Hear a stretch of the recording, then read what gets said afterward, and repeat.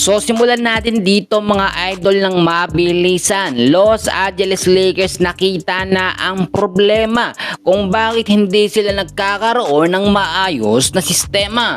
Well mga idol, hanggang ngayon po ay pinagtatalunan pa rin kung bakit nga po natalo ang Los Angeles Lakers sa huling naging laban nila kontra po sa kupunan ng Orlando Magic.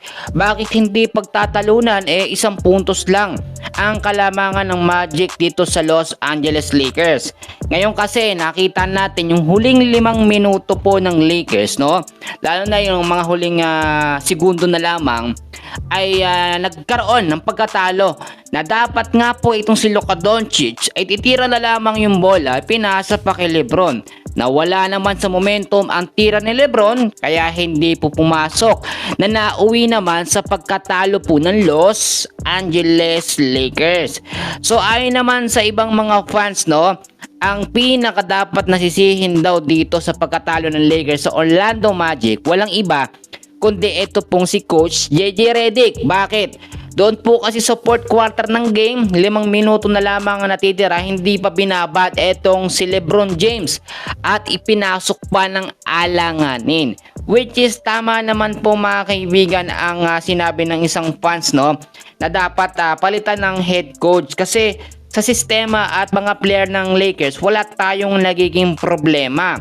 And so far ang sistema ng Lakers maayos yan kung maayos po ang head coach nila. But so far kung titignan naman natin ang naitalang puntos po ni LeBron James, 21 points sa loob ng 32 minutes of playing time. Luka Doncic 22 points sa loob ng 38 minutes of playing time. Pero alam nyo ang pinaka nagiging problema dito, tama naman ang sinabi ng isang fans na ang head coach talaga ang problema.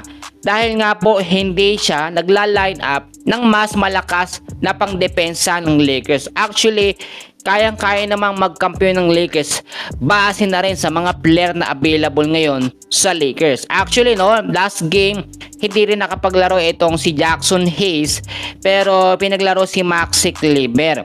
But next game po ng Lakers mga kaibigan, meron tayong nakuhang update, no? Mga kalaban nila ang Phoenix Suns.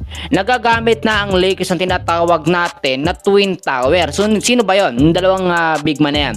Etong si DeAndre Ayton at si Jackson Hayes.